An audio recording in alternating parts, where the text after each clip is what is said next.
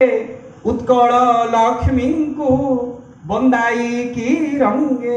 हाथ में अर्घ्य थाली नहीं इंदुमती को सांगे धरिकी उत्कल लक्ष्मी को जो ढंगरे कविराज गंगाधर मेहर निराजना करिचंती वंदना करिचंती ताहा विश्वास करंतु समग्र उत्कल भूखंड रे दुर्लभतम प्रणय वल्लरी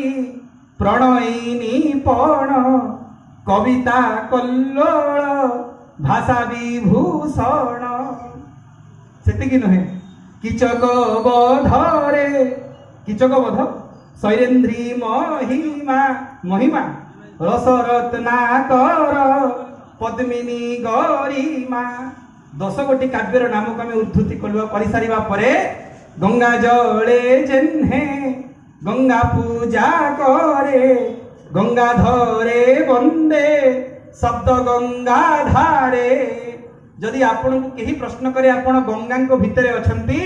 आ गंगा को पूजा करिवार आग्रह रही केमिति पूजा करिवे ना गंगा जल को उठेइबे आ गंगा को तर्पण करिवे सेमिति मु गंगाधरंकर चरणार बिंद को आसीची तांकर सप्त गंगारु धारटीए नहीं गंगाधरंकर चरणार बिंद रे साष्टांग दंडवत आभूप वंदना सहित मोर बाणी को शुभारंभ करू आज बड़ सौभाग्यर कथा चतुष्पादी जोग आज क्यों जोग चतुष्पादी 4 गोटी कथार आज मिलन होइछि ना कोन ना आज मकर राशि श्रवणा नक्षत्र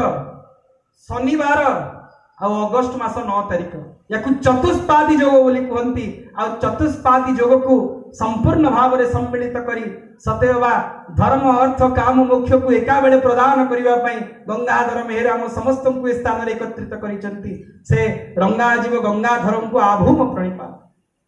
कौन आम कहू मेहर काव्य विभाग शुभारंभ कौटू करूँ आज रक्षाबंधन राखी पूर्णिमा उत्कल भूखंड रे समस्त ये महामहोत्सव को पालन करुचंती सब भाई मानक हाथे राखी अच्छी जानते राखी कौन सुरक्षार प्रतीक नुहे प्रत्येक भौणी ता भाई हाथे राखी बांधी थाए ताको आजीवन सुरक्षा प्रदान करने आमको अनुभव हुए ओडिया भाषा को सुरक्षित करने स्वयं गंगाधर मेहर निजे एक राखी भाव में आसी उत्कल भूखंड को से राखी पूर्णिमा दिन अवतरण कर एक विचित्र संयोग है तो ये प्रकार महा मनीषींकर काव्य विभाग को शुभारंभ करने पूर्व जहाँ पूर्ववर्ती वक्ता महाभाग वर्णना करुथिले तपस्विनी काव्यर कथा तपस्विनी काव्य विषय अनेक साहित्यिक अनेक कवि विद्वान माने विचित्र भावमान प्रदान करिसंती किंतु जानिचंती जेतेबेले मु तपस्विनी काव्य पाठ करबा आरंभ करिथिले अति स्वल्प बयस रे मते अनुभव हेइथिला यदि प्रथम पद को तार पाठ करिवे आपण तपस्विनी काव्यर प्रथम सर्गर प्रथम पद को आपन को अनुभव हेइजिव स्वयं भगवती जनक नंदिनी मिथिलेश कुमारी जानकी सीता गंगाधर मेहरंकर सम्मुख रे उद्भासित हेइचंती आ सीता को देखिकरी पद रचना कर एथरे सामान्य कृत्रिमता नहीं केमिति ना किए गो तू ज्योतिर्मयी सुध शुभ्र वेशा इंद्र नील द्युति जीत मनोहर केसा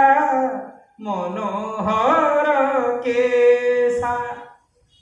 किए बोली हमें कहा तो प्रश्न करे जी हम सम्मुख रे दंडायमान थांती आपण किए आ सेतिकी नुहे से तांकर परिचय दउचंती आ निजर भी परिचय दउचंती दरिद्रता पंक पुण्य मो जीवन सर जंजाल जल दजड़े आविड़ उदर विश्वास करंतु ये बरगड़ माटी धन्य जेउठारे कविवर बरपुत्र ये माटीर महाकवि जन्म ग्रहण करिसंती ओडिया भाषा साहित्यर महर्षि तुल्य चिरवंद्य गंगाधर मेहरंकर सम्मुख रे स्वयं भगवती जनक नंदिनी उद्भासित होइचंती आ ताकू देखि प्रश्न करिवा आरंभ करिसंती मा तू किए यदि से न होई थांता वाल्मीकि आश्रम को धाई अछि मन करिवा को निर्वासिता सीता को दर्शन वाल्मीकि आश्रम को मेहरंकर मन धाई अर्थात स्वभाव कवि प्रकृति कवि गंगाधर से स्थान में उपस्थित होती आ ये स्थान महर्षिंकर कुटीर भाव उद्भासित होती ये प्रकार बर क्षेत्र बर भूमि जहाँ संपर्क में जिते वर्णिले कम पड़े